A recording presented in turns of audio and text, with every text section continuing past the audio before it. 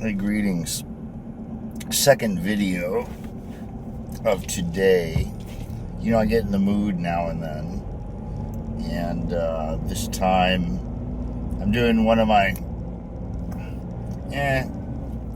2 time a week maybe run to the markets. Normally, I just stay home and chat with my gal. So the previous one today was about something, political, social, if you want to look that up. This one is about rural Thailand. So one of my newest mutual follows on X is, a guy who lives here. And so on that, X recently changed their way their algorithm works. A lot of people have complained about it, but I love it because before, it's like 3 weeks ago, a month ago, something like that. You get on X and you go through your feed that's the For You feed, where they curate a feed for you about stuff you might be interested in.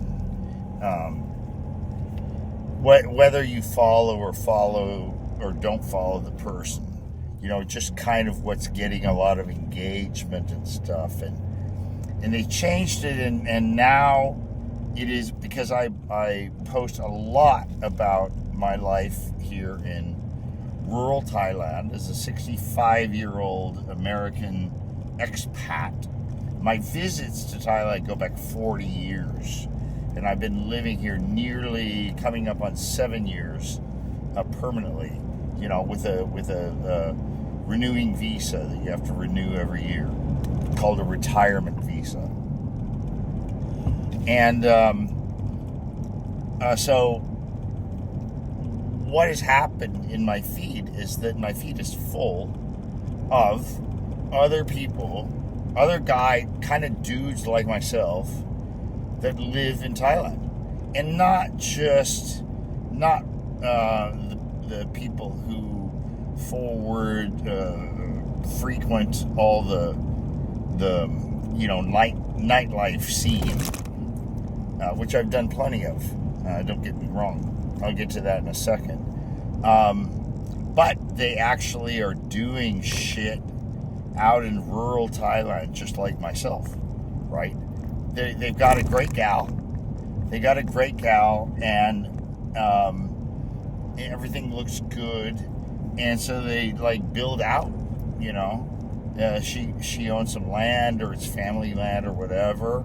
And you can't own land as a foreigner here, but you can own structures on land. Whether you lease or someone else owns it or whatever. Anyway, I've done that once before, back in 2020, so 6 years ago. And that was fun to do because I learned how to deal with the Thai workers, the laborers. And I really, really, really like it. And so other guys do the same thing. And so I get that in my X feed, and I'm really happy for it because it gives me a lot of more personal engagement in stuff that I really like and am really interested in. So anyway, to get to the subject, this one new mutual follower who is, essentially doing the same thing. He posted, why do so many guys like out in the rural, where there's really, nothing in terms of what you get in a tourist area. So, my response to that is that my visits go back 40 years. And I was in my mid to late 20s at the time. I did a number of visits, 6 or 7 or 8, something like that. And sometimes I stayed for significant time, like 2 weeks or a month, that sort of thing. And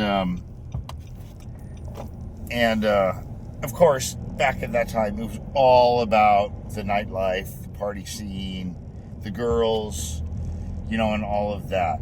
And then in 2020, I moved here. Well, I didn't intend to move here permanently, but COVID happened, so I ended up just setting down stakes, and living here. And I've only been out of the country for a couple of weeks in over 6 years, coming up on 7 years. I just really have no interest. I went back to the States, the U.S., and to visit family, but I don't think I'll ever be going back again.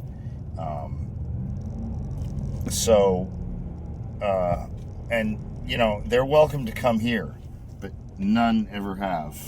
I doubt not any will ever will. Everybody's scared. I don't know what it is, really. They'll fly to Europe at the drop of a hat, but come to Thailand? Are you kidding?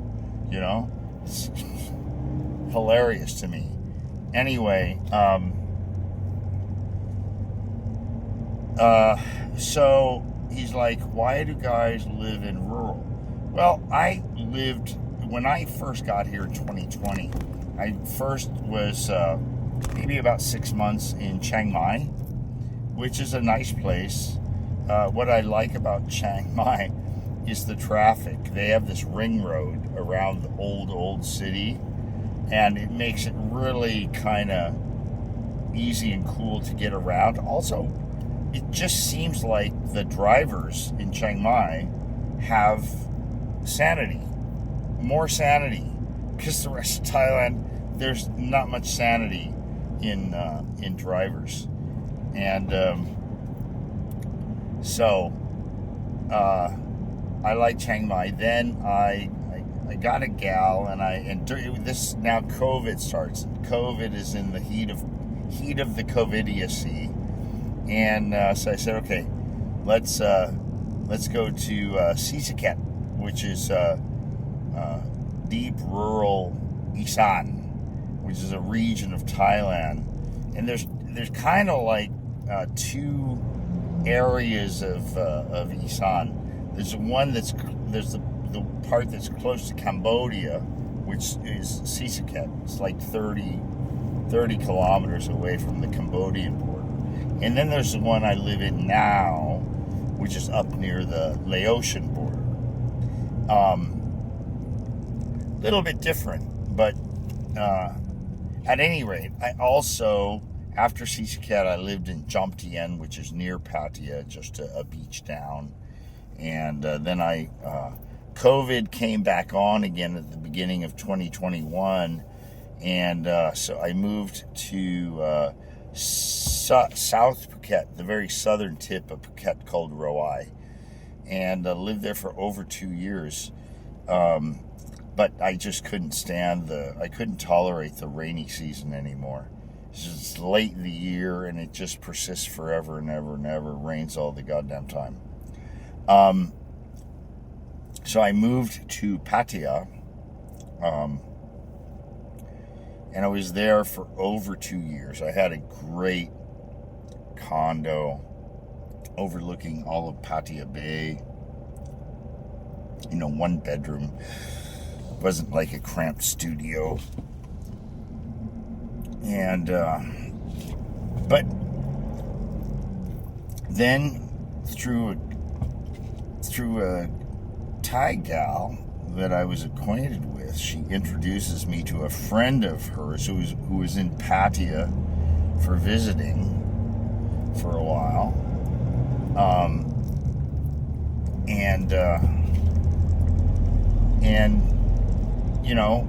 We just saw each other for a bunch for about 6 months, and then about 2 years ago, we just kind of decided to make it a permanent gig, and so now I'm out here in rural Isan, Thailand, which is the northeast near Laos. I'm about 25 kilometers from the Mekong River, which is the border to Laos, and She owned land already, and so we're building out a homestead, and I've been doing that for months and months and months. And there's no way I would live here if it were not for her. But she's the whole package. She's never over. So 2.5 years I've known her, and two years like formally together. She's never done one bad thing to me. Never. Not even close. Right? And she's always doting on me. She's hyperactive as an individual. She's up every morning like 5 to 5:30. For her, sleeping in is 6 o'clock. And she's just working all the time on the property. Her garden, all the greens that she grows, which is big in Isan food. And so I couldn't do it but for her. I would be back in a place like Pattaya. I don't really have a desire to live in Bangkok. I've thought about it. Like, I've never really done like big city life. I used to live near San Francisco, and I always thought, it would be cool to live in San Francisco. But I never did it.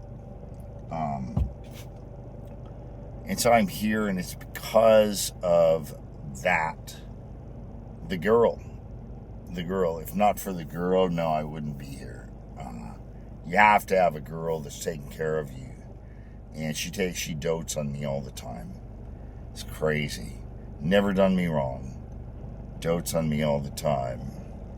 And what could be better than that? Nothing, really. So that's my thing about why I live here, as opposed to like the nightlife scenes in Bangkok, Pattaya, Phuket, which I've spent much time in. I know the whole scene. I've done it all, with the girls and everything. I'm not gonna bullshit about that. All the guys bullshit about that. Why? You're a man. Yes. I go out to bars and I pay chicks to have a good time at night. Yes. Hundreds of times. You're a pussy if you don't admit to that. You're what you're saying is, I'm not a real man. I'm not a real man. No, I don't do that. What you're doing is you're talking in order to get women to go, yes. You're still not going to get laid. They'll fucking fuck me faster than they'll fuck a fucking pussy boy like you. Now, that's part 1. I have to go into the shop here. I'll be out and do part 2. Okay, so I've made my stops at the markets and headed back home. So here's for the second part of this question of why you live in rural. And what I described is I really like it up here, but it's really only because of the girl I'm with. And it's her village, her family, and they treat me great. I just like them. Some guys have stories about constantly being hounded for money, for help, support. It's never happened. Never. Not in the 2 years I've known her. I came up here 4 different trips of at least a week, sometimes 2, before I moved up here, and never have I encountered that. Not once. Oh, this person is sick, they need money, my buffalo. There's all these jokes, my sick buffalo. Never once. And still not. And even the workers that are all like relatives and close friends afar for years, like since she was a girl, they are just awesome. They know how my cash flow works, and they have no qualms about working and then getting paid later, which I always do. I mean, the workers are first, you know. So anyway, the other thing I wanted to mention is one thing that makes this place. This is Mukdahan province. It's a district called Nikom Kamsoy up in the northeast. I'm about 30 kilometers from the Mekong River border into Laos. Anyway, so Mukdahan City, you know, the main city in the province, is only 25 minutes away, and they have a macro, which is, for you Americans, if I took you in blindfolded and took the blindfold off, you'd say, why did you bring me to Costco? It's exactly the same. And in fact, little known fact, is that macro predates Costco. Costco copied that business model from them. It's a Dutch company originally. But it's all over Thailand. It's just a great place. Just, it's like going to Costco. Same. Just as big, just as much stuff. And there's two great home stores. Global House, which the Thais pronounce Globenhau. Globenhau. Say anything with an L, it's on. Like you say, if they tell you to Google something, Google it, not Google, right? So anyway, but so there's two great home stores, and Global House is twice as big as any Home Depot or Lowe's you've ever been to. I swear to God. The warehouse area, which has every single building material you can imagine, it's 2-3 times as big as any Home Depot. I'm shitting you not. You can come here and look for yourself, right? It's because everybody, they don't use like contractors. They get these guys who are older, who've been building stuff for all their lives. They know how to do everything: concrete, electrical, tile, They're masters of all trades. So you either go get the materials yourself, or you empower them to go get the stuff. But they have everything.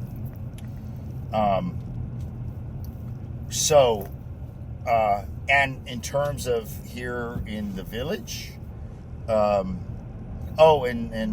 Macro, by the way, Macro that I mentioned before has a far larger meat section than Costco in USA. Far larger, like 2 times, 3 times. It's huge. So, and then here in the local village, I have Lotus Grow Fresh, which is originally UK Lotus Tesco, but they have these convenience store size things, but they have fresh meat, typically mostly chicken and pork. Frozen fish. They have another meat market. That's 5-minute drive away. I just went there. That was my first stop in this voyage. And they have a new store that's pretty much all meats. And they even have some imported Australian frozen in terms of ground beef and steaks and stuff like that. Otherwise, Macro has pretty good selection. So I get most of my ground beef there. Because I eat a lot of ground beef. It's the best way, really. And I never get tired of it. And then there's, that's about it. There's the big central market in the village. It's like 4 blocks, the size of 4 city blocks, and it's all, open air. mom and pop shops. They have everything. They have fish swimming in tanks. If you want fresh fish, either get fish that's still alive like that, or get frozen. Most of the stuff that's like you get in the States, it's a fish counter that's not frozen, is touted as fresh. So many times I've been fucked by that. I think they're mostly fraudsters. So get it live or get it frozen. And so I can live here in the rural area, in this rural area of Thailand, in a great village with great people. Fa, my gal, she's known by everybody. I mean, you go out in the village, every shop, everybody knows her, everybody loves her. She never does anybody wrong. Never. And so you get a gal like that, it can work for you. Okay, bye.